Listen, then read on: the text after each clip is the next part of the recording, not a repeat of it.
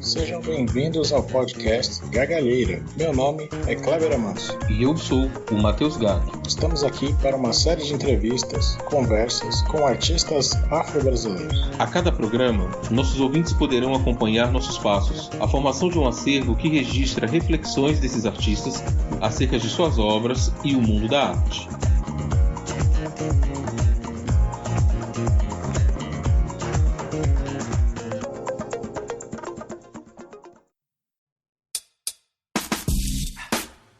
Gargalheira Podcast. Gargalheira Podcast. Jaime Laureano é graduado em Artes Visuais pelo Centro Universitário Belas Artes de São Paulo. Realizou diversas exposições individuais, entre as quais, em 2015, Nessa Terra em Se Plantando Tudo Dá, no Centro Cultural Banco do Brasil, no Rio de Janeiro. Brinquedo de Furar Moletom, realizado no MAC, Niterói, também no Rio de Janeiro, em 2018. Entre as exposições coletivas das quais participou, podemos destacar Língua Solta, no Museu da Língua Portuguesa em São Paulo, e A Queda no Céu, na Caixa Cultural Brasília. Está em cartaz atualmente com a exposição sobre a Enciclopédia Negra no Brasil.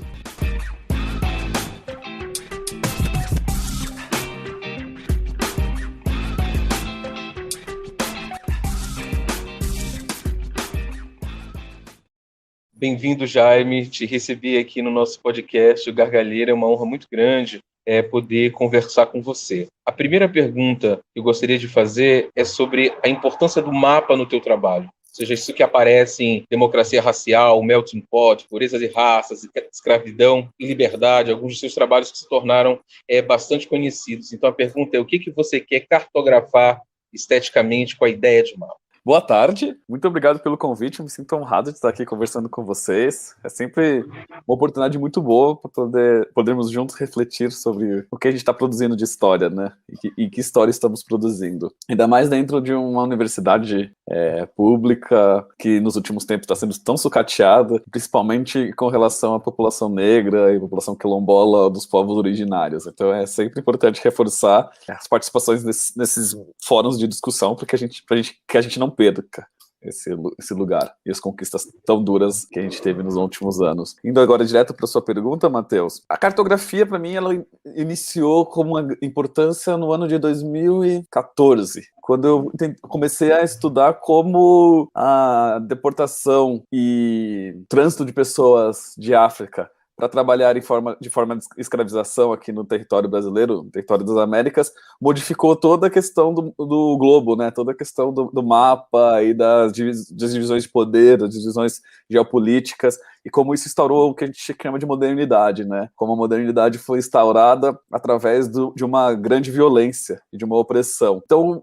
eu comecei a estudar como essas fronteiras e essas bordas não eram só físicas, mas sim fronteiras e bordas que delimitavam a humanidade e a dignidade de determinados povos em cima de outros. Com isso, eu comecei a estudar os primeiros mapas das Américas, por volta de 1519 até 1700, assim, essa extensão de tempo. Depois eu alarguei um pouco mais, mas nesse primeiro momento era essa extensão de tempo. E junto a isso, eu estava estudando como pensar uma arte conceitual brasileira desde uma afrodiáspora. Como que a gente poderia pensar isso sem estar somente nos cânones, europeus e norte-americanos. Então, como a gente conseguiria pensar desde o sul global e pensando nessa questão da movimentação de corpos, né, dessa diáspora. E eu sempre fui em terreiros de Umbanda desde criança e ficava fascinado com a questão do uso da pemba, como os pontos riscados no chão transformavam aquele território opressor em um território de resistência, um território de místico e mágico, o território de Aruanda, né?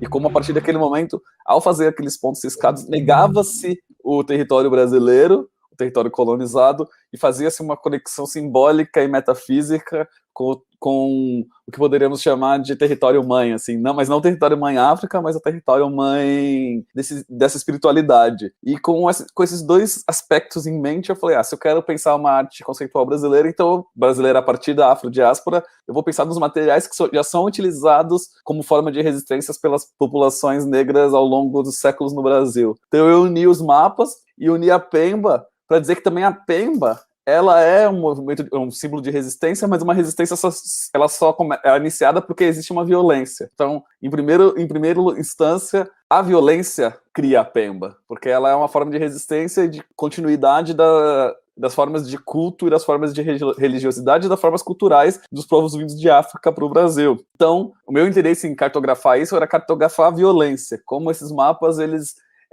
demonstram uma violência. E num segundo momento eu queria também cartografar as resistências, então por isso que eu utilizei a Pemba. Então eu fiz em 2 camadas, a violência, e eu retiro e para fazer isso eu retiro todo a exuberância das cores também, que tem nos mapas originais, porque eles são mapas de exaltação, né? Eles são mapas de, olha o que conquistamos, esse novo território, cheio de árvores, plantas e tudo, riquezas, e eu retiro tudo isso como numa bandeira de luto, uma bandeira negra, e ao mesmo tempo coloco também uma outra camada conceitual, que esse tecido negro sobreposto por uma escrita branca. Então essa escrita branca seria a sobreposição também dessa violência e essas violações por cima do corpo negro. Então são esses aspectos da violência, como cartografar a violência e como pensar que é possível construir uma arte conceitual para além dos cânones eurocêntricos e dos Estados Unidos. Boa tarde, Jaime, né? Como disse o Matheus, é uma honra te receber aqui no nosso podcast. Boa tarde, bom dia e boa noite para os nossos ouvintes, né? Seja a hora que eles estiverem ouvindo aqui o Gargalheira. Jaime, chama atenção no seu trabalho, né? A diversidade de materiais, né, que você utiliza. Acho que você falou um pouco disso na sua primeira resposta, né, sobre esse seu interesse que a gente percebe, né, da criação de uma arte afro-brasileira que utilize, né, eventualmente materiais que fujam desse cânone eurocêntrico, mas gostaria de saber como funciona o seu processo de criação, né? Você parte dos materiais, você parte de uma ideia, né? Como que isso geralmente acontece para você? Boa, uma boa pergunta, porque é meio... Às vezes acontece tudo junto, o material com a ideia, assim, tem uns casamentos felizes às vezes, mas muitas das vezes acontece de eu estar investigando algum processo histórico ou algum processo social, e dessa investigação o material já surge, como por exemplo no trabalho Brinquedo de Furar Moletom, que é um trabalho que eu realizei em 2018 no MAC Niterói. Eu estava estudando como as crianças brincam com as crianças, principalmente de periferia, e sua grande maioria negra, brincam com réplicas de carrinhos de polícia, carrinhos do Caveirão, e como isso é um contrassenso, porque normalmente quando eles crescem, ou não precisam crescer, né, no Brasil que a gente vive, essas próprias viaturas, esses próprios veículos ceifam a vida delas. E com isso eu fiquei pesquisando como trazer a materialidade nisso. E aí como era uma exposição no Rio de Janeiro, eu quis fazer uma construção de escultura também, que questionasse a questão da escultura, de novo, canonizada, né, esse cânone da escultura, que é feita de bronze, super bem acabada. Então eu quis trazer para dentro da discussão como fazer essa escultura. Então eu recolhi cartuchos de munição utilizados pela polícia militar ou pelo narcotráfico, porque é troca de tiroteio, então não dá para saber de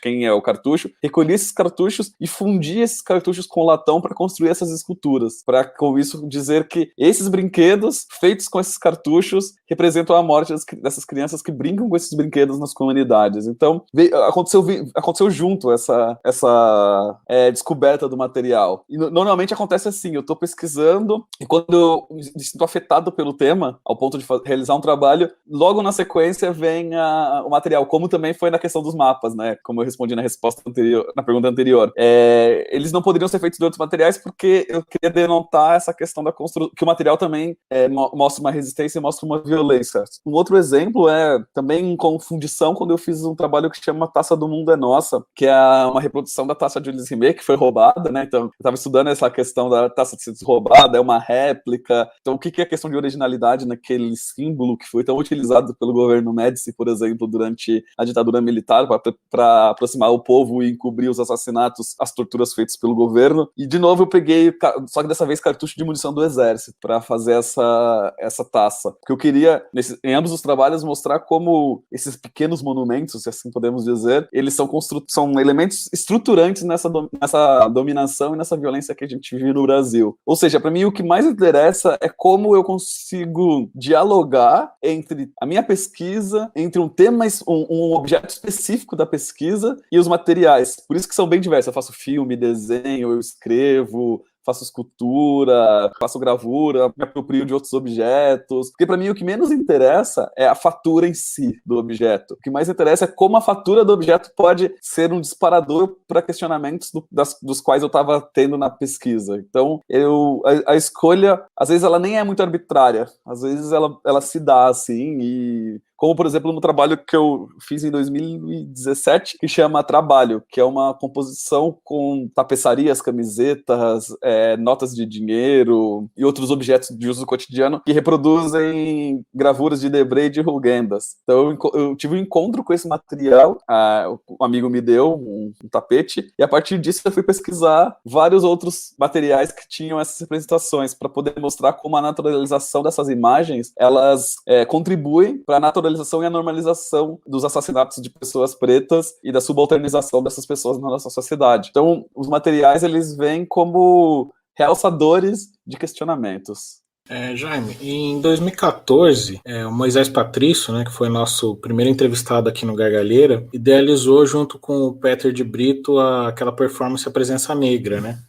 Me lembro de ver você e Moisés, né, dando uma entrevista na TV Folha, né, falando sobre isso. Então a gente gostaria que você falasse um pouco sobre essa experiência, né, sobre a sua participação na performance, e mais do que isso, né, sobre como, né, os seus corpos, né, pretos foram percebidos, recebidos, né, como vocês se sentiram naquele espaço, aquela época, e se hoje, né, você percebe uma diferença de acesso para os corpos pretos nesses mesmos espaços, né, seja como artistas ou ainda como público, né? Boa, muito boa pergunta, porque de 2014 para agora foram 7 anos, né? Isso é uma coisa... A gente já consegue fazer uma análise não tão histórica assim, porque 7 anos ainda é pouco para a gente poder consolidar qualquer movimento, né? Qualquer ação. Mas eu acredito que teve uma mudança... Acredito não, tenho certeza que teve uma mudança muito grande, assim. E isso se deu muito por ações como a Presença Negra, que denunciavam a pouca ou quase não presença de pessoas negras, seja como público, seja como artista, produtores, curadores, enfim, profissionais que trabalham na arte. E eu acho que a partir dessas pequenas, mas grandiosas ações, eu digo pequena no sentido de tamanho, mas grandiosas no sentido de repercussão, reverberação e modificação, a gente hoje tem, não posso dizer que a impossibilidade de não ter corpos negros nesses espaços, mas pelo menos o constrangimento quando não se tem. Acho que o primeiro passo foi criar o constrangimento. Hoje eu brinco quando dou umas entrevistas que se não tiver pelo menos um artista negro ou negra numa exposição de arte que se pretende pensar o Brasil, a pessoa ou ela é equivocada ou ela tá agindo de má fé, porque hoje em dia é impossível, a partir das mídias sociais, dos acessos, tudo, você não pesquisar e não entender e não ir atrás de ver a produção de artistas negros e negras, que são ótimos, as produções. Então, para te dizer, eu acho que o acesso foi facilitado, mas foi facilitado não por uma benesse, que também temos que dizer que não é uma benesse, assim como a abolição da escravidão não foi uma benesse, esse acesso também não foi uma benesse, esse acesso foi conquistado a duras penas. Então eu acho que a gente tem um caminho muito grande para percorrer, mas eu acho que um caminho grande já foi percorrido, assim. Digo que talvez é difícil retroceder, a gente pode estagnar, porque ainda mais porque a gente está vivendo no país com esse governo que a gente está, então a gente estagnar, mas retroceder eu acho que é muito difícil, porque temos mais vozes agora, e vozes que falam mais alto, então essas vozes vão continuar. No começo era a Presença Negra, alguns outros artistas participando de exposições, hoje a gente tem, dentro dos maiores artistas do Brasil, são negros e negras, e eu acho que isso é uma conquista que tem que ser celebrada, e celebrada no sentido de a gente dizer isso, né? Não celebrada como uma festa, celebrada no sentido de dizer, e dizer cada vez mais para que isso não se torne uma exceção, e comece a se tornar parte da regra. Esse ponto que você tá tratando, Jaime, é um ponto bastante importante, porque ele envolve duas dimensões que sempre interessam eu e o Keleber aqui nas nossas entrevistas. Uma delas, eu queria que você falasse mais detalhadamente, como que você percebe, então, as mudanças no mercado da arte, na colocação de produtos no mercado da arte a partir disso. E como também que essa emergência de artistas negros, ela, de uma certa maneira, alteram ou não, as formas tradicionais de legitimação de um artista ou de um grande artista no cenário da arte brasileira. respondendo a primeira pergunta, muda muito a forma de comercialização do produto, porque são produtos totalmente distintos, né? Você não tinha antes um desenho feito com Pemba, por exemplo. Vou pegar o exemplo do meu trabalho, assim, que a gente começou a falar dos mapas. E como você vai comercializar? Como você vai dizer as qualidades estéticas, técnicas e formais daquele trabalho que é diferente daquilo que você está acostumado? Acho que esse é um ponto. Como você também vai comercializar eu vou pegar mais um exemplo meu, depois eu vou para outros exemplos. Uma escultura que é feita com cartuchos de munição. Assim, em vez de ela ser feita com bronze, que é o tradicional, você vai comercializar algo que é feito com um objeto que tirou a vida de pessoas. Então é um objeto que foi usado, ele ceifou a vida de pessoas. E como você vai dizer que aquilo vai estar na casa de alguém? Porque eu acredito muito no axé, né? Então tem um axé diferente naquela peça. Tem um axé pesado, tem um axé denso. Então eu acho que teve que fazer com que os galeristas repensassem a questão da comercialização. Vou pegar um outro exemplo, Sônia Gomes. Se fosse há 10, 15 anos atrás, o trabalho dela estava sendo feito como arte naif, né? Como arte primitiva, como artesanato, como algo menor do que é o trabalho dela, por conta do racismo. Que se a gente vai falar de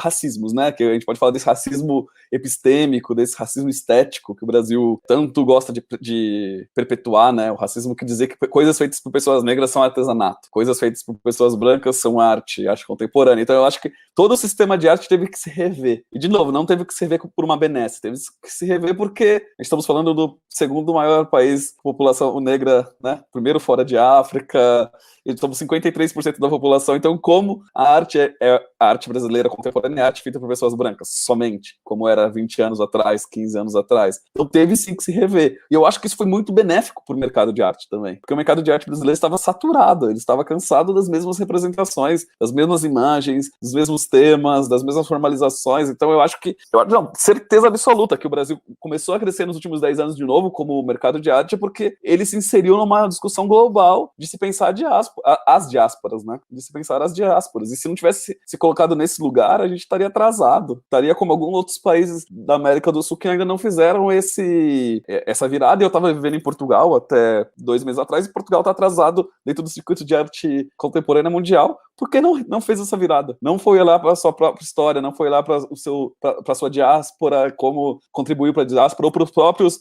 africanos que lá vivem, ou descendentes de africanos que lá vivem. Então eu acho que isso fez o Brasil dar um boom, assim, ó. O Brasil estava estagnando, isso fez com que os preços inflacionassem também, que eu acho que é alguma coisa que alguma hora a gente vai ter que equalizar, porque também isso é uma perversidade de mercado, que é inflacionar o preço do artista até o ponto que chega no ápice e depois, beleza, vamos pro próximo. Então eu acho que essa é uma outra dinâmica, seria uma outra resposta sobre a dinâmica do capitalismo voraz dentro do sistema de arte. Mas eu acho que a presença de corpos negros no sistema de arte fez com que o sistema de arte brasileiro se renovasse, se revesse e se internacionalizasse e se colocasse em diálogo com o que está de melhor acontecendo no mundo. Agora, a segunda pergunta, eu até esqueci, desculpa, você pode repetir, por favor? Posso. De que modo a emergência de artistas negros altera as formas tradicionais de legitimação do que é um artista ou do que é um grande artista? Mesmos caminhos, se é pelas galerias, se é por outras vias, ou seja, quais são os mecanismos que são aí mantidos e alterados? Eu acho que a gente tem duas vias bem fortes, assim, se assim posso dizer. Teriam mais, mas eu vou dizer dessas duas que eu acho que são as que estão mais em evidência. Uma é a via tradicional, sim, mas como eu pontuei na resposta anterior, alterada pelas formas de produção e de formalização do trabalho de artistas negros e negras.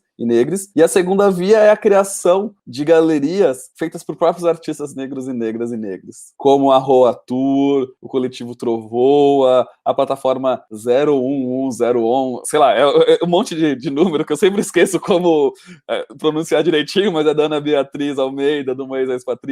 Então, essas três, vou ficar só nessas três, mas tem a Galeria Diáspora, a gente pode falar de outros, assim, que são autogeridas e criadas por pessoas pretas para colocar os trabalhos de outros artistas dentro do sistema. Eu acho que essas duas vias são duas vias interessantes, porque se a gente só cria uma via alternativa, a gente não vai estar mudando a via principal. E se a gente só está na via principal, a gente não cria uma alternativa. E eu digo alternativa no sentido de alternativa mesmo, não como algo que é underground. É uma alternativa ao que já está posto. E eu acho interessante ter uma alternativa ao que já está posto. Durante muitos anos eu fui diretor, criador de espaços independentes, mas eu sempre depois de um tempo, falei, não somos independentes, somos alternativos, porque propormos uma alternativa, e não vamos contra ao que já está posto, é só uma alternativa. Então, eu diria que são essas duas vias, assim, a entrada de artistas negros e negras no sistema de arte modificou a forma com que as já estabelecidas produzem, porque hoje, se você tem uma galeria no Brasil das grandes, que não tem um artista negro, negra ou negro, ela está buscando fazer isso. Hoje já é assim, eu vi hoje que a Fortes Vilaça anunciou, a Fortes da Loi Gabriel anunciou uma artista negra, pintora muito boa pro time, há cerca de 2 semanas a Luísa Estrina anunciou a Pamela Castro, já tinha uma rap, sabe? Então as galerias estão entendendo que se elas estão no Brasil e estão querendo falar de arte brasileira, elas vão ter que se rever. E isso é muito bom. É bom para todo mundo, assim, não é falar bom só para os artistas negros e negras. Assim, é bom para o galerista e para galerista, é bom para o colecionador, é bom para os museus. A gente está falando de uma coisa de olhar para o Brasil de verdade. A gente não está dizendo que tem que ser uma cota, tem que ser... Não, a gente está falando, vamos olhar para o Brasil de verdade, porque se a gente não olhar para o Brasil de verdade, a gente vai... Para o Brasil diverso, né? Para o Brasil complexo, a gente vai estagnar, a gente vai ter as mesmas produções sempre, cansa, sabe? A arte, eu acho que é sobre o momento que a gente vive, a arte é sobre novidade, não na forma de se fazer, mas na forma de se olhar, de se contar. E se a gente estiver viciado e não estiver trazendo essa novidade, a gente vai estar reproduzindo, a gente vai estar anacrônico e atrasado, que eu acho que é a vocação desse projeto de poder que a gente vive no Brasil, é ser anacrônico e atrasado. E se a gente, enquanto sociedade, reproduzir essa forma de opressão, essa forma de poder e dominação do Estado brasileiro, a gente só vai estar jogando o jogo deles. Então eu acho que a arte não pode estar jogando esse jogo. Então, para fazer uma amarração, eu acho que essas duas vias são para mim mega importantes e tem que caminhar junto e uma ajudando a outra a crescer, sabe? Eu acho que as galerias já estabelecidas, como já acontece, assim, na Feira SP Arte do ano passado, a Rua Tour foi convidada, a Trovoa também. Então eu acho que ambos se ajudando, porque juntos crescemos, divididos separamos. Eu acho que a gente tem que ser, eu não acho que tem que ser igual, eu acho que temos que ser iguais, porém diferentes. E iguais, porém diferentes se ajudam e se potencializam. Jaime, a gente gostaria que você falasse um pouco da sua formação. É sempre uma dúvida que a gente tem, né? De pensar que a sua constituição como artista, né? E esse projeto que você tem, né? Que você nomeou aqui, mas que a gente já percebia, né? Observando as suas obras, se isso se deu desde o seu interesse primeiro por arte, como que isso foi? Boa. A formação é meio sinuosa, assim. Ela não segue uma linha reta. Assim. Acho que isso é característica também da maioria dos artistas negros e negras, assim. Ela é sinuosa, ora flerta com uma coisa, outra flerta com outra. Nunca foi minha primeira opção de formação. Pelo contrário, foi uma descoberta. Eu acho que isso é uma coisa boa. Eu descobri a arte no meio do caminho, porque eu queria ser economista quando eu prestei a universidade pública, que eu dominava muito matemática, trabalhei desde os meus 16 anos como técnico de informática, mas sempre me interessei por ciências econômicas para entender o mundo, como o mundo é constituído através das finanças, da economia e do trânsito de mercadoria e de dinheiro, e queria trabalhar em bancos públicos. Essa era a minha vontade, trabalhar BNDES, para pensar um BNDES realmente que seja um banco de desenvolvimento, né? Não um banco para os campeões nacionais. Então eu sempre tive interesse de pensar como as estruturas de poder, elas são dominantes na forma como que a gente vive o mundo e como nossos corpos são moldados, e nossa subjetividade também é moldada. Só que daí eu, tava trabalhando para um caramba, assim, e tava meio estressado, porque eu trabalhava muito, e não tinha muito aquilo que eu imaginava, assim, quando eu tava começando, antes da universidade, começar a estudar economia, não me batia bem, assim. Eu falei, o caminho que eu vou ter que seguir é um caminho totalmente diferente do que eu imagino, é um caminho super racista, né? É um caminho super excludente, o caminho da economia e de bancos públicos, e de pensar o desenvolvimento sustentável de novo pelo projeto de poder, né, de dominação e de exclusão e de marcadores de diferença. Daí eu fiquei um tempo, eu estudei 4 anos de colégio, daí trabalhei mais 2, estava trabalhando durante o colégio, daí eu fiquei um ano, assim, sei lá, numa depressão zona, assim, forte. Eu morava em Barueri, na periferia de Barueri, quase esquina com esquina não, desculpe, é a divisa com Itapevi, que é uma cidade aqui são 2 cidades da Grande São Paulo, bem periféricas e bem desiguais, porque é um um dos maiores orçamentos que tem em São Paulo. Eu acho que é a terceira maior cidade de São Paulo, atrás de São Paulo e Campinas, mas é a cidade com um índice de desenvolvimento humano horroroso, assim. É a cidade onde tem Alphaville, que é aquele grande condomínio de gente rica e tal. E então eu fiquei um tempo lá, daí tava andando na rua com minha mãe, assim, um dia, tipo, acho que voltando do supermercado, sei lá, tava voltando de algum lugar, e tinha uma ONG com vagas abertas para voluntários de arte e tecnologia. Eu nunca tinha... Eu ia em museu com a escola, ou com meu pai, que meus pais são separados, mas eu não tinha nenhuma aptidão, assim. Eu desenhava boneco de palitinho, assim, no máximo. Cabeça e os palitinhos, assim. Mas eu tinha um grande conhecimento em tecnologia. Daí eu fui lá e me voluntariei. Não tava em casa, sem fazer nada, pensando na vida, o que eu queria fazer, porque eu tinha sido mandado embora. Ainda tava na FGTS, salário de desemprego, que você não pode procurar nenhum trabalho ainda, né? Que senão você perde todos os benefícios. Daí eu fui lá, fiquei acho que uns 3, 4 meses trabalhando como voluntário, e depois me chamaram para coordenar os outros voluntários e professores, e eu fui contratado. Eu comecei a gostar da questão de dar aula. É uma coisa que eu nunca havia pensado, não tinha passado pela minha cabeça. Daí eu falei, tá, eu gostei disso daqui. Ou eu vou estudar arte, ou eu vou estudar pedagogia, para poder ter ferramentas melhores para poder aplicar. Logo que eu estou trabalhando com formação de crianças em situação de vulnerabilidade, eu tenho que ter ferramentas mais estruturadas para poder, de fato, formar alguém, não ser uma coisa tão empírica. E na época, isso era meio do ano, a Faculdade de Belas Artes aqui de São Paulo estava com matrículas abertas para vagas remanescentes e com uma mega promoção, porque eles estavam mudando de currículo, era a turma que ia virar o currículo, então eles estavam muito baratos para quem estudasse à tarde. E eu estava trabalhando de manhã e de tarde, eu pedi transferência para a unidade dessa mesma ONG na Santa Cecília, que é no centro de São Paulo, para trabalhar só meio período, porque com o dinheiro que eu tinha juntado eu conseguia ficar um ano estudando e trabalhando só meio período. E eu tinha me dado um ano só para estudar artes, para ver, beleza, um semestre, eu vou ver se eu gosto, se eu não gostar eu vou tentar pedagogia para ver se é pedagogia.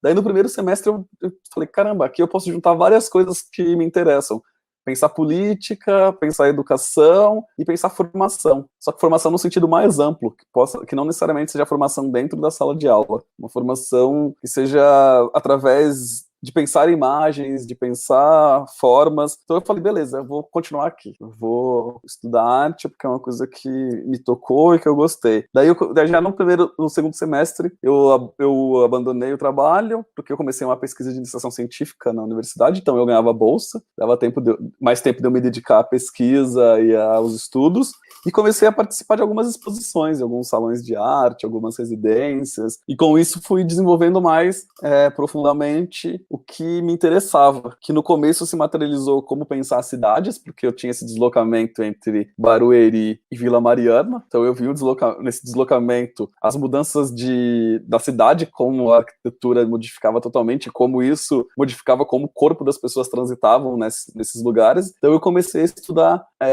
gentrificação, como a gentrificação, ela é em si uma concretização da desigualdade. Mas naquela época eu ainda não conseguia associar isso a um racismo estrutural na sociedade brasileira. Eu ainda estava numa leitura marxista da luta de classes, clássica mesmo, né? A gente pensar somente na luta de classe desassociada da questão do racismo, que no Brasil, hoje em dia, com os estudos que eu tenho, eu sei que é impossível. Não que neguemos Marx, mas atualizamos Marx para os dias de hoje, para o nosso contexto e para o marxismo que podemos aplicar. Mas voltando, aí eu entendi, daí isso foi 2007, 2007. Daí passados alguns anos eu falei, nossa, de novo estou me decepcionando com alguma coisa, assim como foi com a economia, me decepcionei com essa coisa chamada arte contemporânea, isso foi em 2011. Eu parei, já tinha acabado a minha universidade, falei, não, pera, eu preciso entender realmente como eu posso fazer diferença. Não quero só, participar de uma coisa por participar, do jeito que é, assim, eu quero trazer reflexão. Porque eu sempre me interessei por ser intelectual, não necessariamente ser um artista, somente um artista. Que quando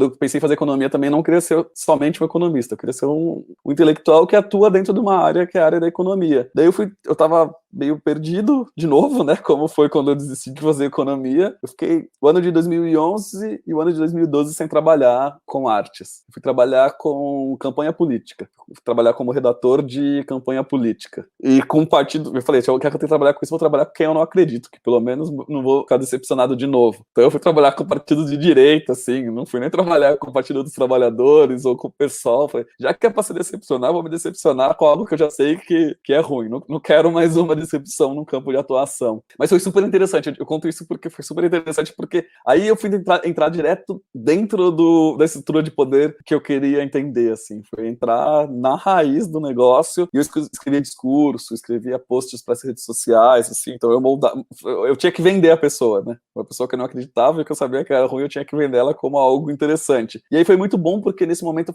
que eu comecei a entender o que eu queria pesquisar, e eu não sabia se ia ser com arte, ainda não tinha certeza se eu ia voltar a trabalhar com arte, mas eu entendi o que eu queria pesquisar, que era como as estruturas de poder, elas estão contidas na escrita da história, e como a escrita da história, a narrativa, ela é uma disputa, um lugar de disputa e um lugar muito importante pra gente moldar a sociedade do futuro. É meio que eu comecei a entender o Sankofa, né, que é essa entidade Yorubá, que é o pato que olha para trás e caminha para frente. Então eu pensando que eu queria trabalhar com isso. Só não sabia se ia ser na escrita, fazendo um mestrado em antropologia, ou se eu voltaria a produzir arte. Mas alguns amigos, artistas e curadores, amigos e amigas, me falaram, não, vem, volta, vamos fazer, vamos pensar e tal. E eu voltei, e numa exposição em 2014, eu me candidatei, eu estava pesquisando a ditadura militar brasileira, junto a isso, como ela utilizou o futebol e a propaganda política como algo massivo para se pensar uma união nacional, né? Um ideário de união nacional. E não por menos a Copa do Mundo estava se aproximando, era 2014 no Brasil, então esse tema estaria muito em voga. Um amigo me falou, se inscreve no edital do Centro Cultural São Paulo, que é um edital para jovens artistas, que eles dão verba para você produzir trabalhos. Eu falei, mas eu não tenho trabalho, nem sei, tô querendo voltar a trabalhar com arte agora. Faz 2 anos que eu não faço nada, nem sei o que mandar. Ele falou, cara, você tá com a pesquisa pronta aqui, ó. Futebol, ditadura, Brasil, Copa do Mundo em 2014. É só você mandar a pesquisa, você não precisa nem falar o que você vai fazer, só manda a pesquisa e fala que você vai desenvolver uma exposição com isso, depois você se vira. Foi isso que aconteceu, eu mandei uma proposta pro edital, com algumas ideias assim, rascunhadas de umas coisas que eu queria fazer, e eu fui selecionado. Daí eu falei, eita, agora eu tenho que ver como que eu quero trabalhar. E foi um ponto de virada, assim, pra mim, que eu falei, já que eu vou trabalhar com isso, então eu vou trabalhar de verdade com isso, eu vou trabalhar com isso profissionalmente, e vou montar um projeto intelectual, onde eu vou aplicar as coisas que eu venho pesquisando e estudando com o intuito de, daqui 5, 6 anos, isso era em 2014, tá fazendo alguma diferença dentro da sociedade brasileira para trazer reflexão sobre como o Brasil é um país calcado em violência, só que, ao mesmo tempo que essa violência é comum, é um dos únicos espaços públicos que a gente tem no Brasil, ela também é marcadora de diferença. Então eu queria trazer isso muito, muito forte, através das imagens, e como as imagens elas ajudam a gente a naturalizar e a perpetuar esses marcadores de diferença, mas ao mesmo tempo apaga esses marcadores de diferença para dizer que a violência no Brasil é comum, seja através das estatísticas em jornal, das fotos e manchetes,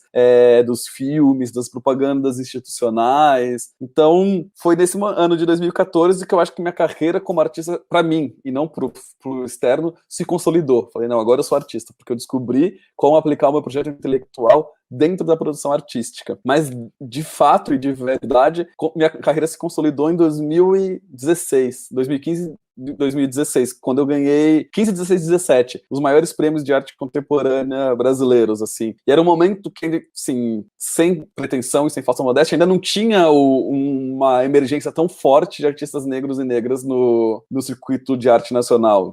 Éramos poucos. E ainda bem, eu falo isso, que agora não é, porque eu fico com muita felicidade de não sermos poucos agora, e temos muitas pessoas levantando bandeiras e questões, mas naquele momento eram poucos, e eu ficava muito, mesmo ficando feliz de ganhar os maiores prêmios na sequência, eu ficava incomodado porque parecia que só tinha eu. Assim, não, só vamos dar o prêmio porque só tem ele, a gente tem que dar o prêmio para alguém negro, então vamos dar o prêmio para ele. Mas ao mesmo tempo eu sabia que o que eu trazia também incomodava, então era interessante levar esses incômodos e essas dificuldades. Então, eu acho que é isso, assim, da formação. A minha formação, ela se dá meio sinuosa, com várias desilusões no meio do caminho, que me levaram a entender como aplicar meu projeto intelectual. E hoje, mais ainda, eu sei que eu não necessariamente preciso só produzir imagens, eu posso produzir textos, eu encaro isso que a gente está fazendo aqui, esse podcast, como uma forma de manifestação da minha expressão artística também, porque não necessariamente eu preciso está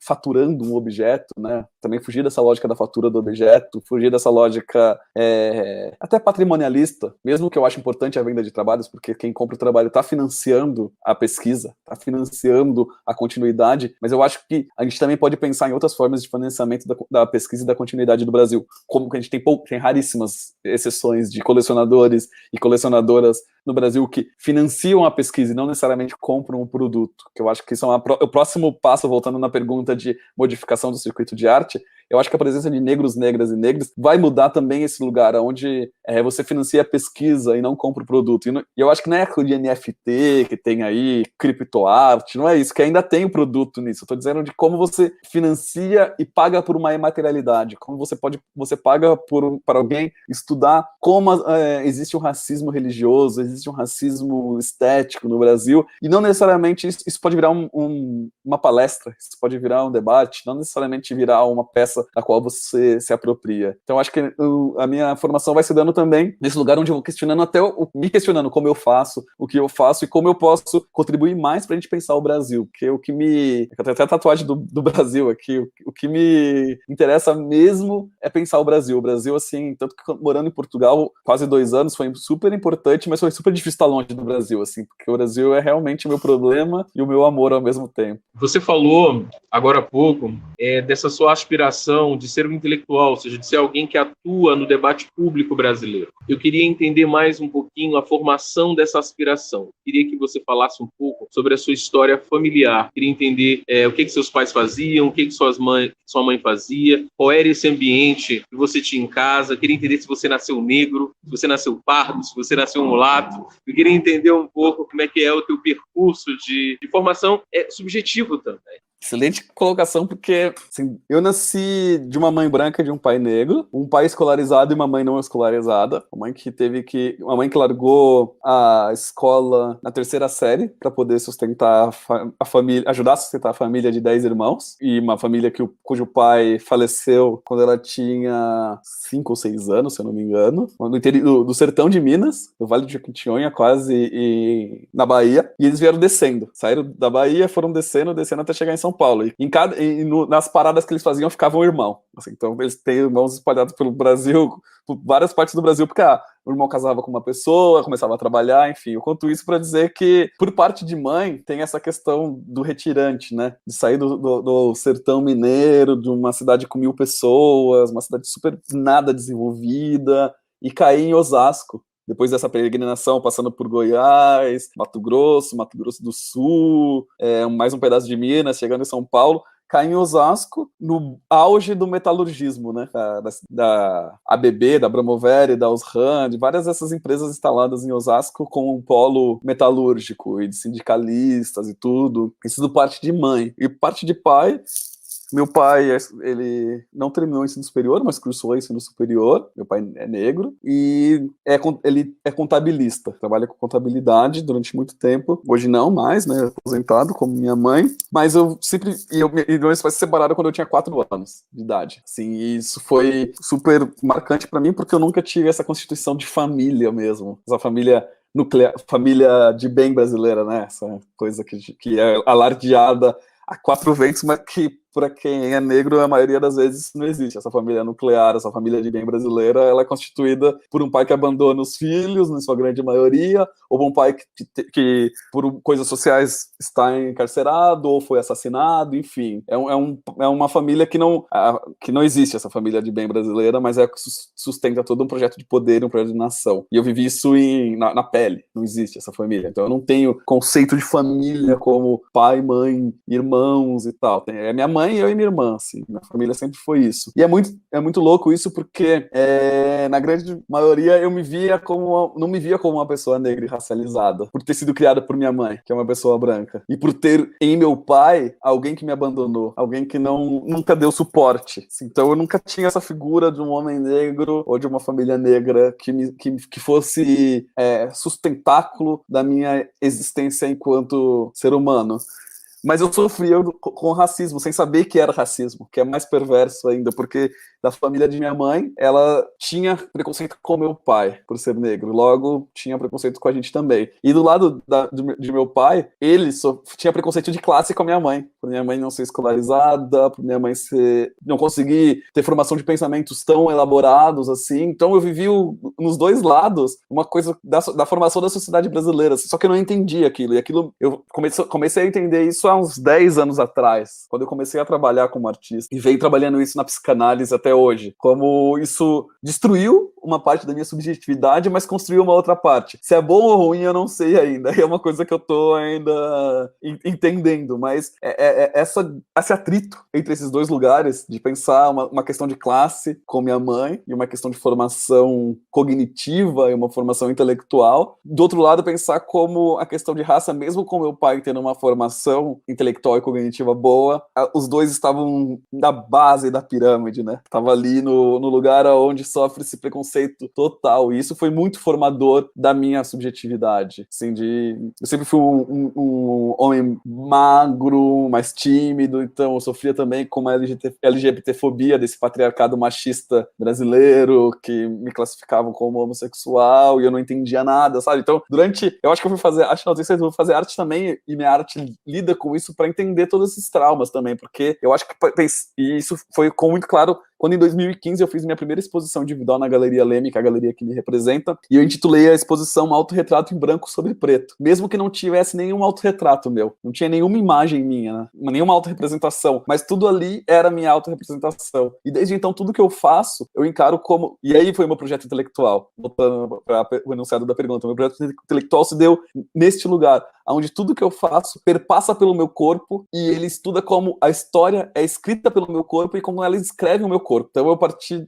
meu partido conceitual do meu projeto intelectual é entender como o meu corpo é formado pela história e como ele pode formar a história também. Então, é por isso que me colocar no debate público é importante, porque eu também quero com o meu corpo, e entenda esse corpo não somente como a fisicalidade, como os aspectos de aparência, aspectos estéticos, entenda esse corpo como o ser agente, né? O sujeito não sujeitado. O corpo como sujeito não sujeitado, que coloca a partir da sua presença debates e reflexões para se pensar o Brasil, ou melhor, para se pensar a história do Brasil através da violência. Então foi a partir desse momento que eu declarei que tudo que eu fazia era autorretrato, que eu comecei a entender o que seria meu projeto intelectual, e comecei a revisitar o meu passado para entender como eu poderia olhar para as batidas policiais que eu tomei, para os amigos que morreram na mão da polícia ou na mão do narcotráfico, como eu não fui parar nisso porque eu tinha muito medo da minha mãe, porque minha mãe era uma pessoa muito brava, e hoje eu agradeço por ser bundão, por ter medo da minha mãe, porque eu não virei mais uma estatística e posso contribuir para que outros e outras não virem estatística. Então tudo que aconteceu no passado está inscrito nos meus trabalhos, e todo o meu corpo, eu não consigo fazer um trabalho que não seja algo que me afete, que não passe pelo afeto no sentido também de ser afetado, e pelo afeto no sentido de carinho, porque eu também quero que quando as pessoas olhem para o meu trabalho, sintam esse afeto também de ser afetado, de ser impactado, mas de criar uma forma de empatia para conseguirmos juntos refletir quais mudanças e qual país a gente quer realmente fundar. Que república a gente quer, que democracia a gente quer, porque a gente não tem nada disso, não tem nenhum país, nenhuma república, nenhuma democracia. Então eu tento trazer como projeto intelectual, como o meu corpo sente a ausência de todos esses pressupostos basilares para a gente poder viver em sociedade. Bacana, Jaime. Tô aqui pensando, né? Eu tô olhando para Kimi depois de ler, né? E pensando em como só de ver o material que você usa, né? Sua obra me trouxe questões afetivas, né? Tem a ver com ser negro, tem a ver com os objetos que tinham na minha casa quando eu era criança, enfim, esse tipo de memória eu acho que você consegue acessar nas pessoas negras, né? Tem esse lado. Mas pensando ainda nesse projeto que você enunciou aqui pra gente hoje, de construir uma arte afro-brasileira, né? A partir de rejeitando, né, essa supremacia da branquitude, digamos assim, eu queria entender um pouco mais como você vê e entende que a sua produção dialogue com artistas negros outrora excluídos, né, do cânone da arte brasileira. Você citou Sônia Gomes, né, de como hoje ela é vista como uma artista importante, relevante, mas que outrora seria vista de outra forma, né? A gente sabe disso, né? Só pensar em Maria Auxiliadora Silva, Heitor dos Prazeres, Agonaldo Manuel dos Santos, que são artistas que estão sendo recuperados, né? Seja pelo mercado de arte, pelos grandes museus, pela história da arte que está sendo produzida na academia, estão sendo vistos de outra forma, mas tem uma série de outros artistas que a gente não conhece, né? Ou que ainda não teve esse status alterado, digamos, nesse cânone, com todas as aspas do mundo, né, da história da arte nacional. Eu queria saber como você dialoga, então, com esses artistas, né? Seja na sua produção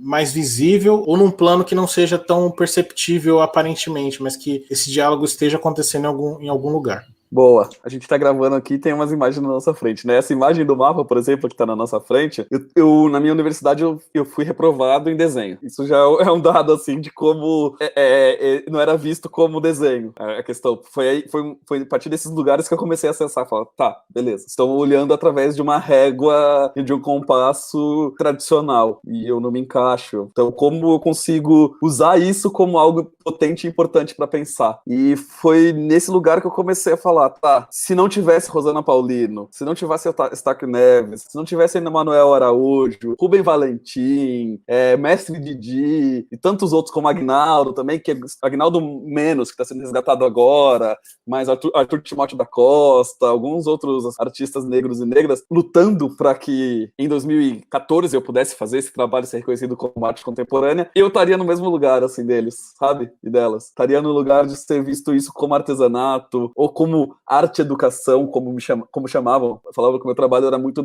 educacional, educativo, e achavam que estavam me agredindo com isso, como na verdade eu ficava feliz pra caramba, porque é isso que eu queria fazer. Queria me emancipar e emancipar outras pessoas. E hoje eu acredito que a construção desses artistas, dessas artistas que eu citei, e a gente pode pegar Abdias também, quando ele cria o Teatro Experimental do Negro, ou com as suas pinturas também, enfim, assim, mas não só no campo das artes, mas Lélia Gonzalez, quando coloca o pensamento desde uma perspectiva negra. Eu acho que isso foi criando caldo para minha geração explodir, no sentido, não explodir no sentido mercadológico, mas explodir o conceito, sabe? No sentido do que seria esse cânone. Não aceitamos esse cânone. E eu dialogo na parte mais visível do meu trabalho, no sentido de assumir os materiais que eu quero trabalhar, que antes eu negava. Eu negava esses materiais até o ano de 2014, 2015. Tanto que eu fui fazer essa primeira exposição que eu falei para vocês, na galeria, eu fui assim, tipo, com perdão da palavra, com o cu na mão, assim, tipo, falei, vou apresentar esse projeto, não sei se vão querer, porque não tem nada a ver com o que eu fazia, que era muito mais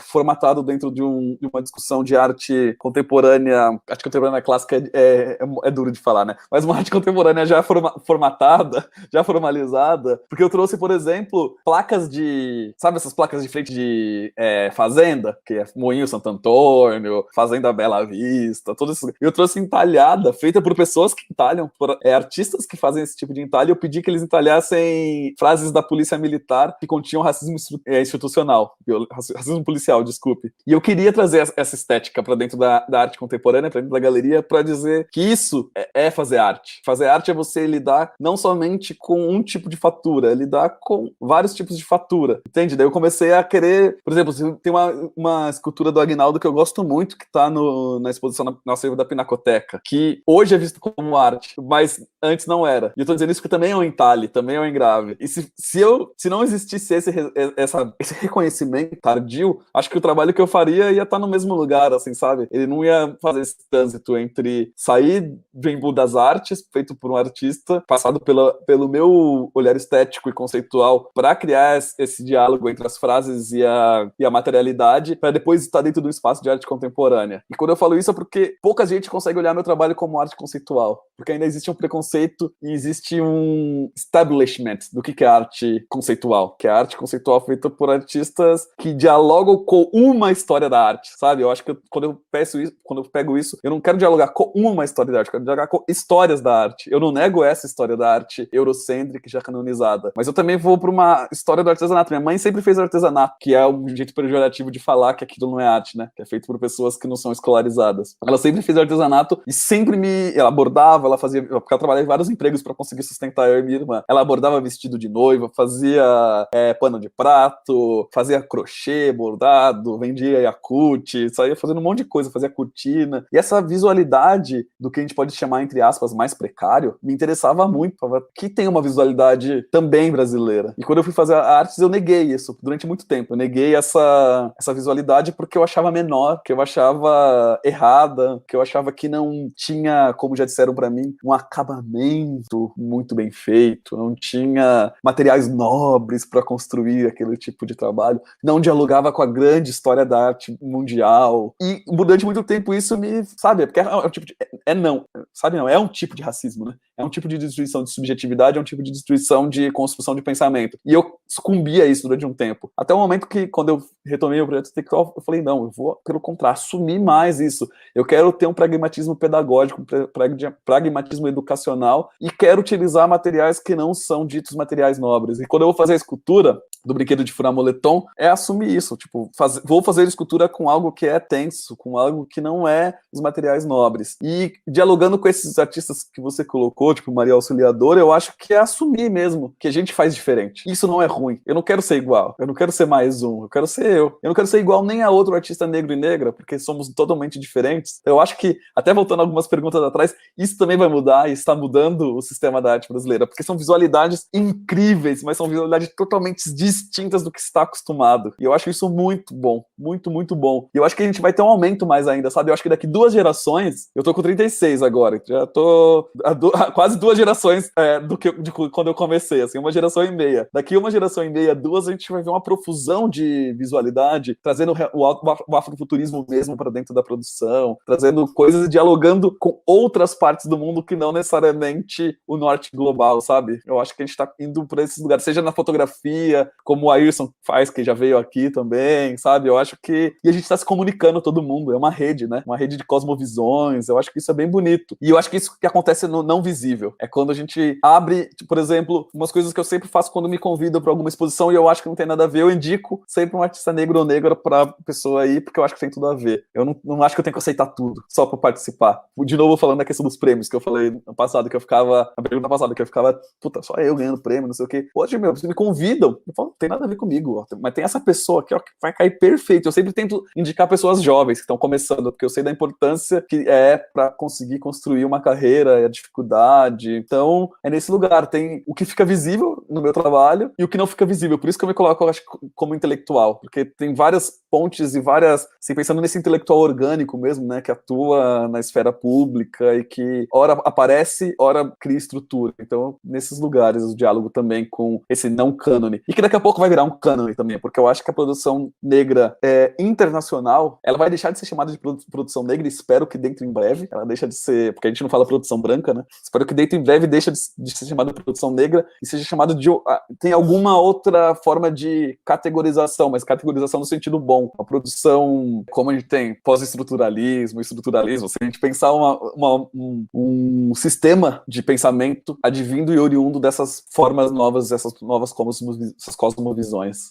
Jaime, você falou na sua resposta anterior, quando eu estive em Portugal foi difícil, porque Brasil é o meu problema, né? Você colocou isso dessa maneira. Eu queria entender como é que foi essa experiência em Portugal, para todo esse processo de descobertas que você foi narrando, ou seja, tanto ser, por um lado, negro e brasileiro em Portugal, e, por outro lado, ser um artista também em Portugal. Essa é a primeira fase da pergunta. E a outra, enganchando nessa, é tentar entender um pouco como você lê as diferenças entre a recepção brasileira do teu trabalho e aquelas que você tem internacionalmente, e como que essas leituras te estimulam e influenciam os seus procedimentos de trabalho. Uau! Pergunta, eu vou ficar aqui mais meia hora falando, porque é uma pergunta muito, muito, muito boa, como a anterior também, como todas. A gente nem viu o tempo passar.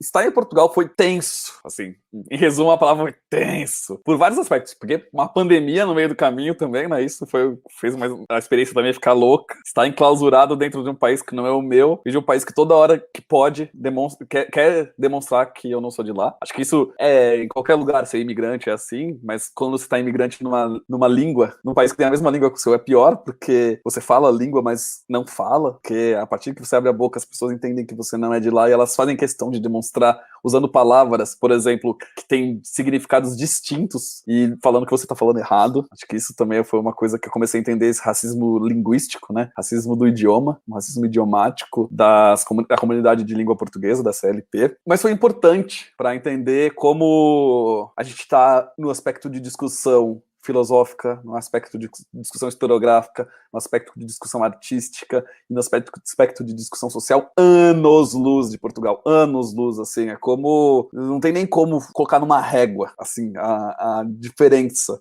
o avanço da ciência das ciências sociais e humanas brasileiras é, assim, algo absurdo perto de Portugal. E se a gente se a gente acha que nossa discussão colonial ainda não é aplicada tão na sociedade, e não é mesmo, porque a gente tem uma sociedade desigual e racista, lá eles nem começaram essa discussão. Isso pra mim foi chocante, uma coisa chocante, assim. Estavam começando, na verdade, porque antes de ir pra Portugal eu fui convidado por uma associação de afrodescendentes de Portugal, que eles ganharam um projeto de orçamento participativo da Câmara Municipal de Lisboa, que seria como a prefeitura nossa aqui, para construir o primeiro monumento em homenagem às pessoas escravizadas, porque ainda não tinha nenhuma coisa que homenageasse as pessoas escravizadas. E isso foi uma resposta à construção do Museu da Escravidão, que está sendo construída, e do mais estado de Padre Anchieta que tem lá. E eles convidaram 5 artistas, desculpa, da diáspora, mas no final ficaram só 3, que foi eu, a Grada Quilomba e o Quiluange que é a Renda, e pra mim foi super interessante pensar que eu era o único que nunca tinha visitado Portugal,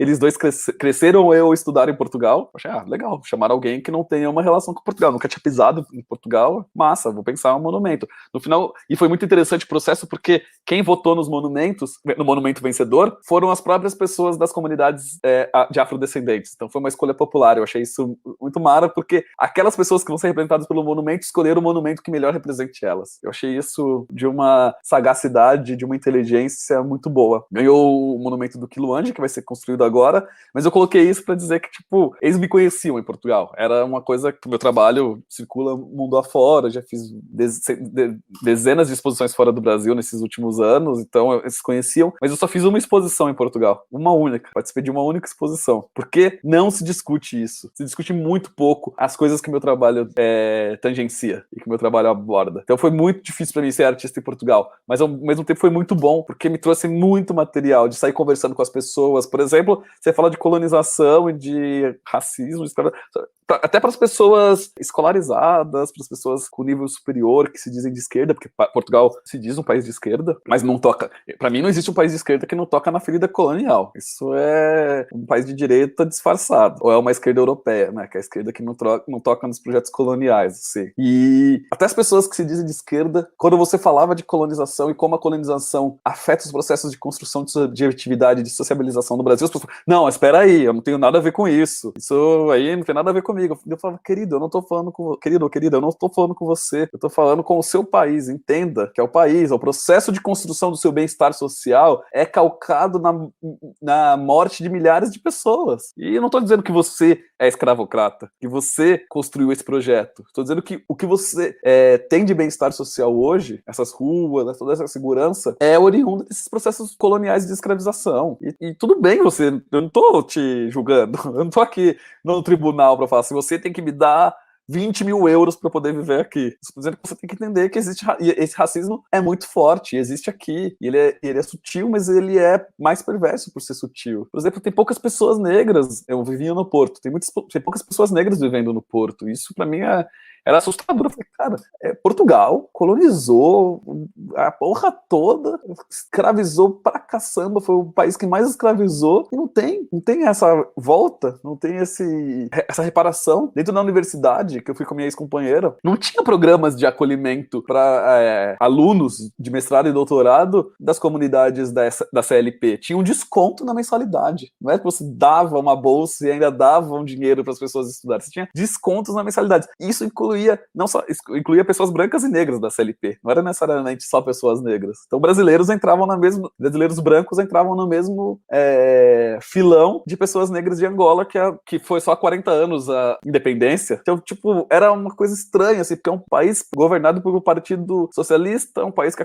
saiu da ditadura fascista do Estado Novo há pouco tempo, mas que não revê as guerras coloniais. Você vai falar de guerras coloniais, que é um termo pejorativo, né, mas as guerras ultramarinas, você vai falar falar dessas guerras coloniais, as pessoas falam, não, mas morreu muito português também, lutando. Eu falo, cara, enquanto vocês não reverem isso, tipo, e também você começa a ver como o Brasil herda isso também, sabe? Como a gente também, dá pra saber de onde vem esse negacionismo de não querer lidar com a história, de não querer rever traumas, de não querer fazer reparação mesmo, sabe? Vem, tipo, da gênese portuguesa ali, tipo, nega ao extremo, assim, é uma coisa muito louca, gente, assim, não tem discussão. Tá começando agora, porque vai ter uma candidata do Bloco de Esquerda, que é tipo como se fosse o PSOL, assim, fazer uma analogia com o Partido do Brasil, o PSOL, que é negra, que foi essa mulher que organizou os monumentos em homenagem às pessoas escravizadas, que é uma pessoa super forte lá. Ela conseguiu ser candidata à prefeitura de Lisboa. Eu achei isso um avanço muito grande. Só teve as duas primeiras mulheres negras como deputadas foi na eleição passada. É muito louco, assim, é um atraso nessa questão de discussão. Se a gente acha aqui que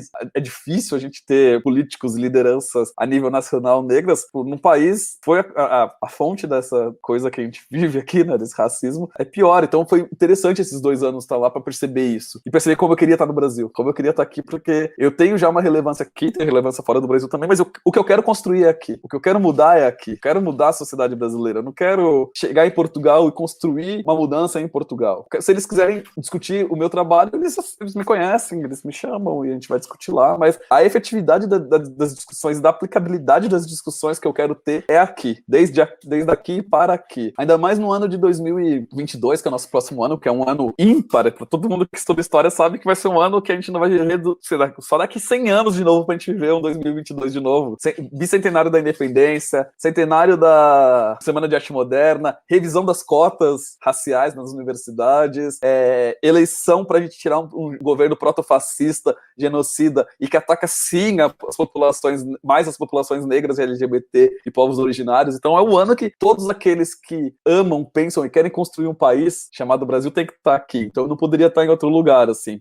Mas foi muito importante estar em Portugal esses anos para entender e reforçar a necessidade de estar aplicando meu projeto intelectual aonde ele nasce e para onde ele nasce. Então essa foi a questão de estar lá e fez me descobrir como um artista atuante, um artista que organiza, que pensa e que atua desde o Brasil e para o Brasil. E lógico que os trabalhos vão para fora, indo para a segunda parte da pergunta. Esses desenhos que a gente está vendo, por exemplo, aqui, que são os desenhos em branco sobre preto, acho que eles têm 3 no Brasil só, 3 ou 4 no Brasil, o resto estão tudo fora do Brasil, em coleções fora do Brasil, em museus, em instituições, e coleções privadas. E é engraçado eu dizer isso porque eu acho que ele é super bem visto aqui. Eu acho que eu, tipo, como eu falei, ganhei vários prêmios, né? Tenho mais de 100 exposições no meu currículo feitas no Brasil. Mas eu falo isso porque a gente não tem muita instituição no Brasil, né? A gente não tem tantos museus que têm capacidade de colecionar no Brasil. Isso é triste, porque a gente deixa parte da nossa história ir embora. Parte do que a gente constrói como história vai embora porque a gente não tem uma elite intelectual grande no Brasil. A gente tem uma elite grande no Brasil, mas é uma elite burra, é uma elite chucra, é uma elite que contribui para o processo de desmemória, para o processo de esquecimento, para o processo de não emancipação do pensamento brasileiro. Então é muito triste isso, e não só no meu caso, mas o caso de outros artistas negros e negras, e não só negros e negras, outros artistas que são importantes também para a gente pensar a história do Brasil, tem os seus trabalhos adquiridos por museus de fora que contam a nossa história. A gente ainda é um país onde a nossa história, mesmo a gente tendo a historiografia do Brasil é maravilhosa, né? Eu tô falando dentro do departamento de história, né? A historiografia do Brasil é maravilhosa. Ainda mais se a gente pensar a historiografia da historiografia da população negra no Brasil, a historiografia de escravidão e tudo, é maravilhosa. Como a gente vai deixar tudo isso que a gente faz, e que eu acho que eu também faço história, no sentido que a arte faz história, né? Ela é construtora de história. A gente tá deixando isso tá pra fora do Brasil. E agora, voltando pra recepção, acho que o meu trabalho aqui no Brasil é muito bem recebido. É muito bom. Eu às vezes, gosto muito de ir em exposições que eu faço, sem ser na abertura, e ficar vendo como as pessoas leem o trabalho, assim. Eu só fico de longe vendo como o público lê o trabalho. Eu falo, cara, é muito louco. Realmente tô conseguindo comunicar com quem eu quero. Tô comunicando com as pessoas que necessariamente vão mudar. É isso que a gente vive. Seja na ponta de pessoas de classes mais humildes, seja na ponta de pessoas de classes mais favorecidas. Quando eu vejo olhando e falando, cacete, ficando incomodado, assim, eu falo, nossa, aí meu trabalho tá sendo bem lido. E fora do Brasil, é interessante porque apresenta um Brasil que até então não era apresentado fora do Brasil, né? A gente bem sabe que o Brasil era apresentado fora do Brasil quando a gente fala de artes plásticas, né? Era um Brasil feito por artistas brancos, que falava de coisas, um elogio ao modernismo, né? Tinha um elogio ao modernismo. Que modernismo é esse, né? É que a gente vai perguntar ano que vem. Que modernismo que a gente teve no Brasil? Modernismo paulistano, né? Paulista, né? Paulistano mesmo, modernismo paulistano, cafeicultor, em sua grande maioria, sabe? Tipo, que o modernismo no Nordeste? E o modernismo no Norte, que a gente teve produções maravilhosas na mesma época. Então, eu acho que trabalhos como o meu, de Rosana Paulino, Paulo Nazaré, Sônia Gomes, tensionam o que foi essa construção de internacionalização da arte brasileira. Então eles são bem vistos fora do Brasil por causa disso, que apresenta para fora do Brasil um Brasil que nem o Brasil conhece. Eu acho que esse que é interessante, desse trânsito entre mostrar dentro e mostrar fora do Brasil. Já, pegando o gancho nisso que você falou, né? Duas coisas, né? Acho interessante essa sua análise a gente pensar esse modernismo paulista, né? Porque um outro artista que você mesmo já citou aqui, como Arthur Timóteo, é um modernista, né? A questão é de como a história da arte por muito tempo classificou, né? Eu sei que eu sou interessado, sendo uma pessoa que estudou Arthur Timóteo da Costa, né? Mas eu concordo com a sua avaliação. E também quando você fala sobre fora do Brasil, se tem um conhecimento sobre artistas negros brasileiros antes daqui, me lembro de em 2014, pela primeira vez eu vi Aguinaldo Manuel dos Santos em Boston. Eu não tinha visto ele no Brasil. Vi Aguinaldo Manuel dos Santos, Heitor dos Prazeres, numa exposição que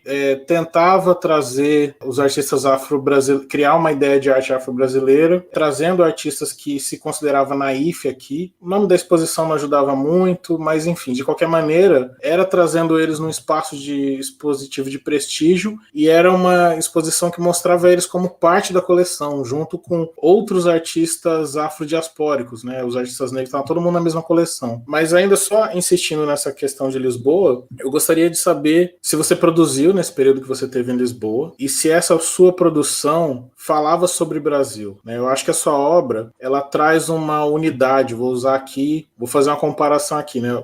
Quando o Meyer Shapiro vai estudar o Picasso, ele vai dizer que, a despeito de todo mundo achar que ele é muito diverso, ele usa muitos materiais, etc.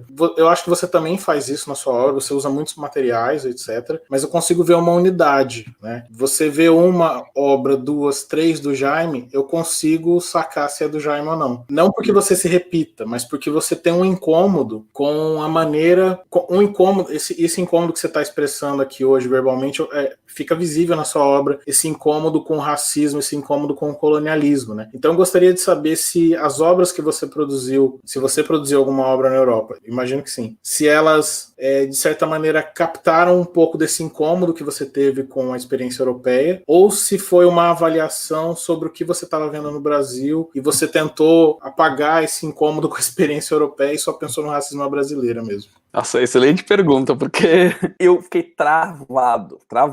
Eu fiz nada. Assim, foi tipo 1 ano e meio, explodiu na cabeça. Eu fiquei travado, eu não sabia o que fazer, assim. Foi muito doido, que eu nunca tinha ficado sem produzir. Assim, eu sou uma pessoa que meio frenético, assim, mesmo que seja texto, rascunho, colagem. Eu fiquei 1 ano, assim, vou pensar, cheguei em setembro de 2019, até novembro de 2020, sem conseguir fazer nada, assim. Fiz uma foto que eu fui convidado pela Folha, num projeto que eles estavam fazendo de resgate o amarelo e tal, e eu achei o projeto, vou resgatar o amarelo, caramba, eu vou criticar esse amarelo, porque é o amarelo que mata todo mundo. Então eu fiz uma contraproposta de colocar um saco na cabeça e amarrar e, tipo, ficar sufocado com esse amarelo. Ainda mais, era a época do George Floyd ter sido sufocado, Covid comendo solto no Brasil. E acho que essa foi a única obra que eu produzi efetivamente até novembro de 2020. Porque é muito difícil, era uma coisa como se eu estivesse vivendo no Brasil com os problemas do Brasil vistos com uma outra roupagem. É muito engraçado, é muito louco. É como se o problema estrutural do Brasil, do racismo, tivesse vestido com uma outra roupa. E até desnudar esse rei, deixar esse rei nudo, foi muito difícil pra mim, porque era sofrer na pele uma dupla violência. Era a violência do racismo, a violência da xenofobia. E essas duas coisas juntas, sendo brasileiro, e o brasileiro é muito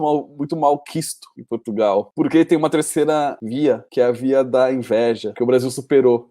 A colônia superou a metrópole, no questão de relevância cultural, relevância econômica, relevância de pensamento, enfim, a gente conseguiu superar. E isso é muito nítido que mexeu com a autoestima dele. Eu fui entender como o colonialismo, para o português, é uma questão de autoestima. Quanto que para nós não é uma questão de autoestima, é uma questão estrutural, né? A gente, colonialismo é uma questão estrutural e estruturante, né? Nossa sociedade. Para eles é estruturante também, mas não é estrutural, porque é uma questão de autoestima. Então, você vai falar sobre colonialismo com o português, você está mexendo na autoestima deles. E isso para mim era muito estranho. Ver como até hoje, como eu falei na resposta anterior, isso estava presente, né? Essa questão da autoestima, não, mas Portugal tem um monumento aos descobrimentos, tem monumento aos heróis da guerra colonial, tem monumento a Fernão Magalhães, todo monumento a essas coisas todas que lascou o mundo no início das navegações da modernidade. Porque isso é uma forma de autoestima. Isso, pra mim, por outro lado, destruiu minha autoestima. Era muito louco, assim, por ver que não se discutia isso, não se tensionava isso, sendo que eu saí de um país onde a gente tava no rock ali, né, no fogo discutindo isso, a gente tá, tipo, no embate, na construção, falando, é impossível a gente não tensionar isso lá. Era como se eu tivesse voltado, sabe, Back to the Future, assim, quando o McFly volta, tipo, eu estou aqui, veio no meu pai, e meu pai sou eu, igual, eu não sei o quê. Era como se tivesse voltado no tempo, assim, mesmo que tô dentro do mundo contemporâneo, mas no plano teórico, no plano intelectual é uma volta. E no plano artístico também é uma volta a um formalismo, se discutindo forma só, não se discutindo as urgências sociais. Isso pra mim fez minha cabeça ficar assim, ó, curto-circuito, tipo, sabe? Entrei no curto-circuito e falei, caçamba, como ainda isso existe? Daí depois eu fui entendendo, existe porque eles não querem tocar em assuntos, eles não querem tocar nas feridas, porque isso mexe com a autoestima. E o que eu fazia lá era trazer esse curto-circuito que vinha comigo pra lá. Então eu propus alguns projetos que provavelmente eu faço no ano que vem, e outros que eu tô esperando resposta, porque um desses trabalhos que eu tô fazendo junto com um amigo, que a gente começou a fazer no final do ano, eu voltei pra cá, daí eu vou lá buscar minhas coisas e volto pro Brasil, mas eu quero ficar entre Portugal e Brasil. Acho que é interessante. Quando eu consegui sair do curto-circuito e da apatia, de uma depressão, assim, eu senti mesmo o banzo, sabe? A coisa de, tipo, de estar longe, assim, como é a minha terra, eu não estar com o pé na minha terra me fez criar uma melancolia. Eu comecei a entender dos nossos ancestrais, a melancolia que eles sentiam por estar aqui no Brasil e não poder pisar na terra-mãe. Mas quando eu entendi que eu tinha que transmutar de novo em arte, como eu transmutei as minhas angústias aqui, eu comecei, vou trazer a pergunta respondendo, eu tava andando um dia, eu vi numa loja, sabe o Monopoly, esse jogo Banco Imobiliário? Lá eles têm um que chama Odisseia dos Descobrimentos. O Monopoly cujo tema é Odisseia dos Descobrimentos. Que em vez de você ter um apartamento, você tem açúcar do Timor-Leste, ouro de Macau, prata de São Tomé e Príncipe, assim, todas as colônias que enriqueceram a população e o povo português. Esse jogo é de 2019, não é um jogo vintage, é um jogo vendido numa loja embaladinho, tudo bonitinho e tal. Então eu comprei esse jogo e eu e um amigo estamos fazendo um vídeo que é percorrendo o tabuleiro, lendo as regras, lendo as cartas, e junto a isso, lendo a carta de Pero Vaz de Caminha, lendo cartas de Fernão de Magalhães, lendo alguns outros textos desses navegantes, intercalado por essas regras, para mostrar como você usar um jogo que chama Odisseia dos Descobrimentos é tão perverso quanto os próprios descobrimentos, que você perpetua e naturaliza essa violência sem trazer tensão, sem trazer um ponto de fricção para você pensar. Então eu acho que agora eu consegui reprocessar isso, assim, mas foi muito voltando pra cá também, pro Brasil. Na hora que eu pisei aqui de novo, é louco, assim, parece que eu comecei a viver de novo, assim. E eu lembro que eu tô falando isso de Portugal, mas eu também tive uma experiência em Viena, que eu fui fazer uma residência. Eu não, nossa, cidade chata do cacete. Eu nunca mais volto lá, assim, se não for pra trabalhar pontualmente numa situação muito específica. Porque não tem axé. Poucas cidades da Europa que eu visitei tem axé, assim, real, que você consegue viver, e você fala assim, cara, aqui tem axé, tem vida, tem uma coisa que você fala, quero ficar aqui. Assim, eu não senti esse axé, eu sou muito do axé, assim, tipo, de sentir energia, tanto que eu fui falar dessa residência porque eu fui fazer esses desenhos com pemba. Eu cheguei lá, eu levei a pemba, eu não usei a pemba para fazer o desenho, eu usei só o lápis, que eu falei, não consigo desenhar aqui em Viena com pemba, porque se eu acho que se eu desenhar eu vou cair no chão sem energia aqui, porque eu faço toda uma preparação para desenhar, eu não pego e saio desenhando, né? Peço permissão, faço tudo, mas não tinha nada, assim, era uma coisa, mesmo que tivesse um riozão que parecia um rio de Oxum, que é o Danúbio, do lado do museu, mas não tinha um axé, assim. Então eu tô dizendo isso pra Portugal. Quando eu descobri que não tinha axé, eu comecei a trabalhar com esse não axé. Comecei a trabalhar com mexer nessas feridas coloniais que eles até hoje reproduzem e reificam. Então, eu acho que as próximas produções, pretendo terminar até o final do ano esse filme e montar uma exposição lá, que é pensar esse entrecruzamento de histórias brasileiras e portuguesas, entrecruzamento das minhas histórias vividas aqui, desse tempo vivido lá, e estou fazendo junto com um amigo. Mas lá eu não consegui. E não teve reverberação ao meu trabalho. Eu achei isso muito... Eu expus muito, nesse ano e meio que eu morei lá, eu expus fora de Portugal, né, em países da Europa, como Inglaterra, Alemanha, Espanha, e expus uma vez só em Portugal. Isso diz muito.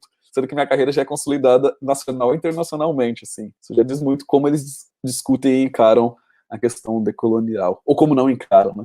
Teve uma coisa que você falou, Jaime, que eu fiquei pensando, que é que a arte faz história, né? E depois eu fiquei pensando, mas que historicidade é essa? Que regime de tempo é esse, né? E olhando para o teu trabalho, a gente tem, digamos assim, 3 figurações do tempo. Uma figuração do tempo, que é essa marcada pela violência, né? Que parece mesmo aquela figuração do tempo que está no tese sobre a história do Benjamin, em que o progresso vai indo e vai se acumulando as ruínas, né? De outro lado, essa relação que você está falando, que eu acho lindo quando você fala, porque eu também sinto isso, que é a memória da diáspora, por um lado, mas a memória da nação muito forte. Então, é muito nítido em você, mas eu também sinto isso em mim, em vários intelectuais e artistas negros da nossa geração, o desejo de construir mesmo o país. Então, eu queria que você falasse, por um lado, sobre como que a questão da memória é tecida no teu trabalho, e, por outro, dos impasses para essa nossa expectativa de revelar um Brasil diferente, de mostrar uma outra face, né, do nosso país. Boa, muito obrigado. Porque é uma inquietação gigante dentro de mim, assim. E eu decidi em 2014, 2015, quando eu apresentei a primeira exposição, Autorretrato em Branco, Sobre Preto, tinha dentro da exposição um trabalho chamado Suplício, que é uma vitrine de museu, dessas vitrines pintadas de branco, com vidro em cima, onde se coloca objetos em museus de história ou museus de arte que se pretendem discutir displays de história. E dentro desse display, o que consistia? Uma lâmpada fluorescente, abraçadeiras elásticas, uma trava de bicicleta, pedras coletadas na rua, garrafa de cerveja, cordas, correntes e fitas adesivas. E eu coloquei esses objetos lá propositalmente para a gente discutir como a gente historiografa a história do presente. Como que a gente consegue historiografar as coisas que estão acontecendo no agora. E a minha resposta era em arte. A gente consegue historiografar. Então, quando eu faço esse trabalho é doado para a Pinacoteca, esses índices de violência que eu cataloguei em todos os jornais, tirando fotos de linchamento, vai dizer sobre qual eram os objetos de suplício contemporâneo no ano de 2015. Então eu assumi que o meu trabalho vai ser algo que historiografa o presente, mas visando o futuro. E não como o Angelus Novus, que o Benjamin usa, do Paul Klee nas teses sobre a história. Eu não quero arrastar a ruína. Eu quero historiografar hoje para que ela seja ruína hoje e não vá para o futuro, que essa seria a minha grande utopia.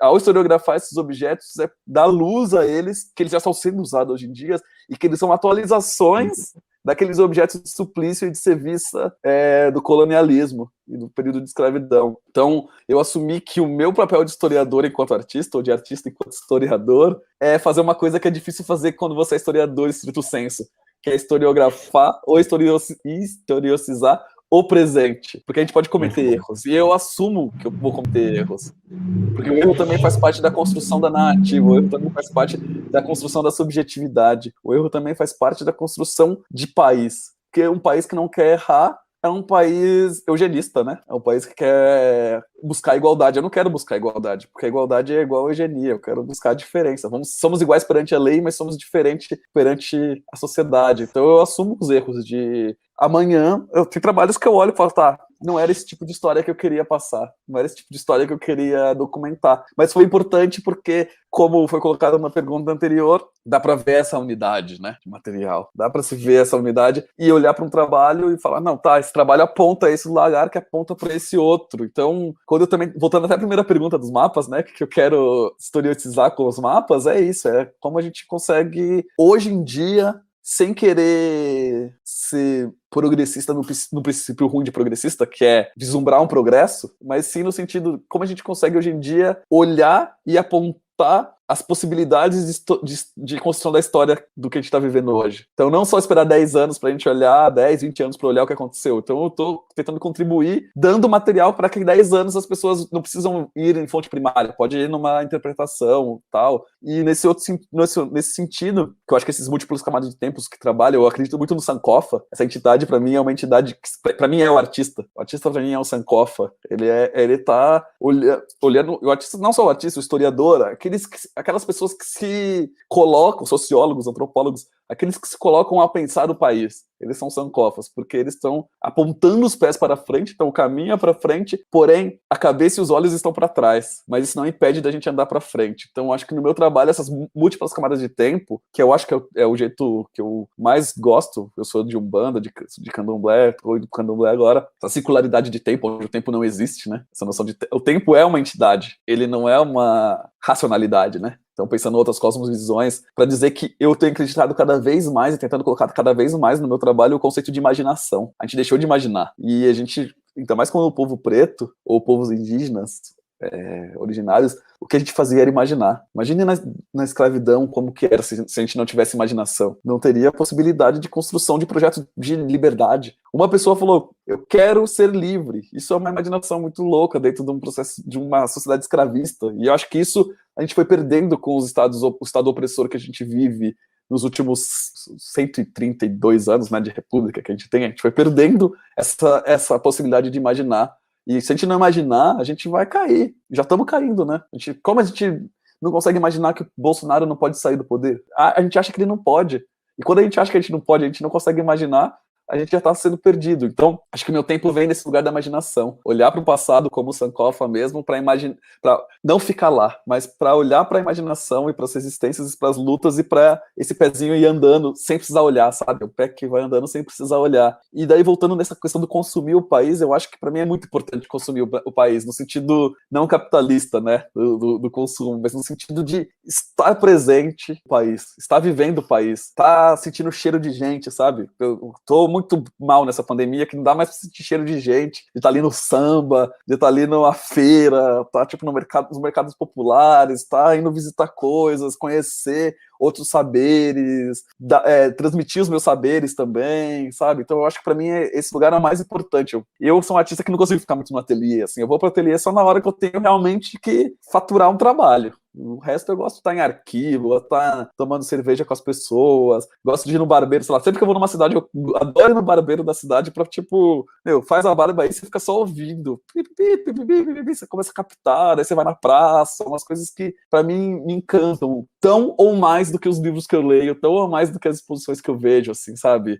Até voltando na questão de conhecer o Aguinaldo fora do Brasil, né, que foi colocado. Cara, quantos Aguinaldos a gente deixa de conhecer, né? Porque o nosso olhar ainda é um olhar padronizado, que vai ver arte tão somente dentro do museu. E até eu acho que talvez chamar de arte também, dentro dessa concepção que a gente tem de arte, pode até ser uma forma de a gente perder outros grandes artistas, né? Eu acho que uma vez eu falei isso na Galeria Estação, quando eu estava fazendo uma fala sobre Chico Tabibuia, e me acharam, nossa, o que você tá falando? Talvez a gente não tenha que chamar ele de artista, porque se a gente tá chamando ele de artista, a gente já tá categorizando, e eu não tô dizendo que a produção dele não seja boa, a produção dele é maravilhosa, mas como a gente pode também refletir sobre isso, né? Como a gente pode refletir outros tipos de produção, outros tipos de cosmovisão, assim, de construção de identidade e de ideário, né? E tudo isso parte do momento que a gente deixou de imaginar, a gente deixou de sonhar, né? Ou de acreditar nos sonhos, a gente deixou de ter utopias, a gente deixou de ter utopia de sonhar e de imaginar. E uma sociedade que não tem utopia, que não sonha, que não imagina, e eu tô dizendo a gente como sociedade, como tentando ser generalista aqui, porque eu acho que tem muito do movimento negro são sonhadores, utópicos e imaginativos, porque senão não teria tipo Magerano Falcões, não teria uma CUFA, não teria a Casa da Sueli Carneiro agora, não teria aqui esse podcast Gargalheira. Eu acho que a gente imagina, a gente sonha, a gente tem utopia, mas estou dizendo como projeto de nação. Para mim, eu acho que a gente está perdendo uma grande oportunidade de construir um processo eleitoral no Brasil em 2022, porque a gente não está imaginando. Assim, a gente vai chegar de novo em 2022, num ano tão importante, de novo friso aqui, sem sem conseguir acreditar na imaginação. E eu acho que as artes plásticas, e não só as artes plásticas, as artes como um todo, ela tem que ter papel central, e não por menos foi extinto o Ministério da Cultura. Foi uma das primeiras medidas desse desgoverno fascistoide. Extinguir o Ministério da Cultura e tirar incentivo à ciência brasileira, porque são 2 lugares onde a imaginação é a fonte motriz. Então, acho que a gente tem que lutar por um país que seja culturalmente relevante, não somente economicamente relevante, um país culturalmente relevante, porque as nossas crianças têm que voltar a imaginar, elas têm que voltar a sonhar, e elas têm que voltar a acreditar que o sonho e a imaginação é possível e é elemento de construção, porque os nossos ancestrais, principalmente de pessoas pretas e povos originários, eram pessoas que imaginavam, eram pessoas que conjugavam outras cosmovisões que foram destruídas por um epistemicídio e por uma apropriação cultural. Então, eu tenho tentado cada vez mais trazer a imaginação como fonte de criação e também de apresentação dos meus trabalhos. Então, eu acho que os próximos que vão vir, retomando a pergunta da experiência de Lisboa, vem a partir de eu estar lá imaginando o Brasil, assim, sabe? Imaginando como eu poderia estar no Brasil e tudo. Bom, Jaime, infelizmente a nossa entrevista acabou. Dá nem pra ver o tempo passar, né? A gente é tão boa. Acho que foi uma conversa muito divertida, muito séria também ao mesmo tempo, que tanto eu, Matheus, Gustavo e Lucas, que estão aqui junto com a gente na gravação desse podcast, aproveitaram muito esse diálogo, né? Tenho certeza que os ouvintes do Gargalheira também. Então a gente gostaria de te agradecer pela presença, pela sua disponibilidade e sua generosidade em dialogar aqui com a gente nessa data. Obrigado. Eu que agradeço, meus queridos. Foi incrível, foi uma conversa muito boa. Perguntas excelentes que me fizeram pensar. Isso é muito bom, porque eu saio com várias questões também na cabeça. Muito obrigado. Obrigadíssimo. Gargalheira é uma realização do Secult UFRB. E Fiche e Camp, programa de pós-graduação em Sociologia. Grupo História e Cultura Afroatlântica. NITITA, Núcleo de Estudos Carolina de Jesus. Núcleo Afro Sebrap.